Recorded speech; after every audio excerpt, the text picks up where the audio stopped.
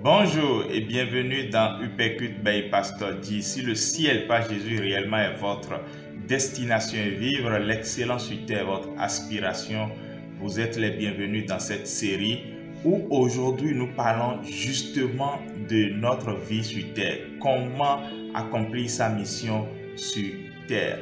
Il y a beaucoup à dire, mais j'aimerais que quelqu'un proclame déjà avec assez de conviction: je ne mourrai pas sans avoir accompli ma mission sur terre. Peux-tu le dire?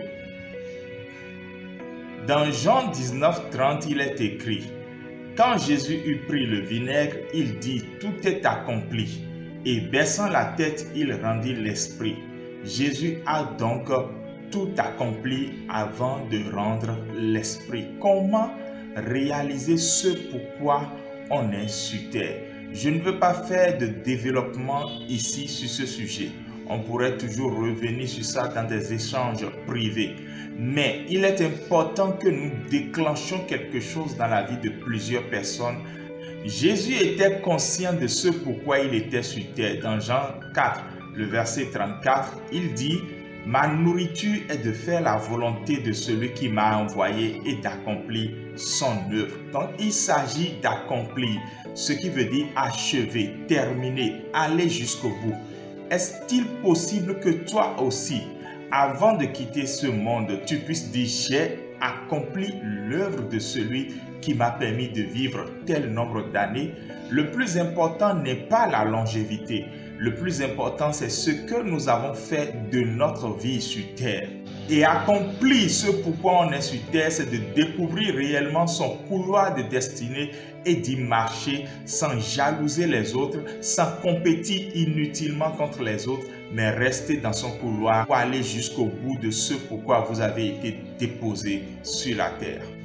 Les premiers chrétiens vivaient avec la forte pensée de ce qu'ils avaient à réaliser. Paul pouvait dire dans Actes chapitre 20, le verset 24, « Mais je ne fais pour moi-même aucun cas de ma vie comme si elle m'était précieuse, pourvu que j'accomplisse ma course et le ministère que j'ai reçu du Seigneur d'annoncer la bonne nouvelle de la grâce de Jésus. » Il y a donc deux choses importantes: accomplir la course de la vie et accomplir le ministère. Il s'agit de vivre une vie qui a de sens. Et Jésus nous a déjà dit que cette vie qui a de sens dans Jean 17, c'est de connaître Dieu et c'est de connaître celui qui l'a envoyé, c'est-à-dire Jésus. Ce même Paul qui, il y a quelques années, disait ce que j'ai dit un peu plus haut, reprend maintenant au soir de sa vie dans 2 Timothée chapitre 4, le verset 7. « J'ai combattu le bon combat, j'ai achevé la course, j'ai gardé la foi. » Le plus important aussi, c'est de pouvoir garder la foi au moment où on accomplit ce pourquoi Dieu nous a déposés sur la terre. Plusieurs peuvent réellement produire de grandes œuvres sans garder la foi in fine. Très peu donc y parviennent.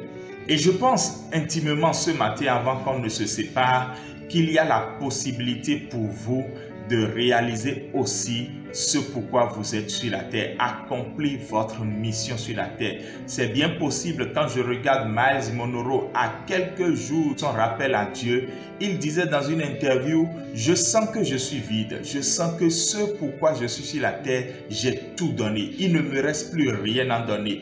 Quelques jours plus tard, il est parti, même si la manière dont il est parti a été un peu choquante pour nous tous.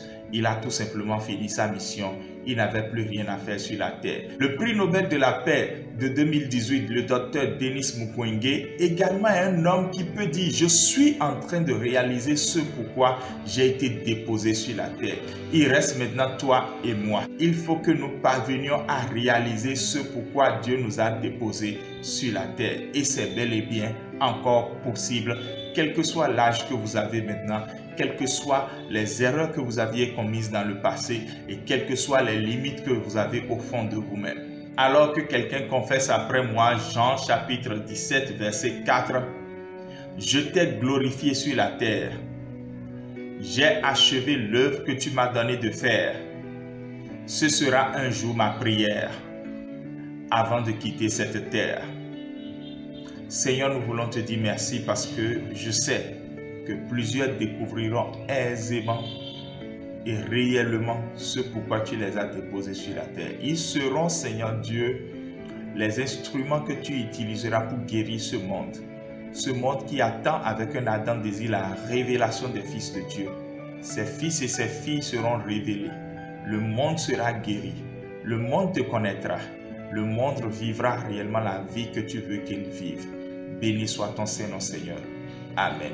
Nous vous donnons rendez-vous aujourd'hui à 22 h pour un webinaire extraordinaire. Nous allons parler du travail en équipe. Nous allons passer en revue le travail en équipe dans divers aspects. Nous allons beaucoup rester dans la Bible à ce propos. Maintenant, si vous cherchez des adaptations précises et concrètes pour vos entreprises, pour vos églises locales, ne l'oubliez pas, nous l'avons dit, nous sommes là à vous accompagner, surtout les églises établies en milieu urbain.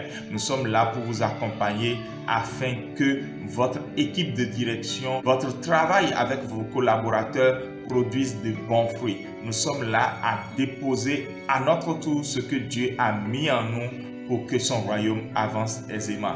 À 22 h pour le webinaire, le travail en équipe en revue. Que le Seigneur nous bénisse. Shalom.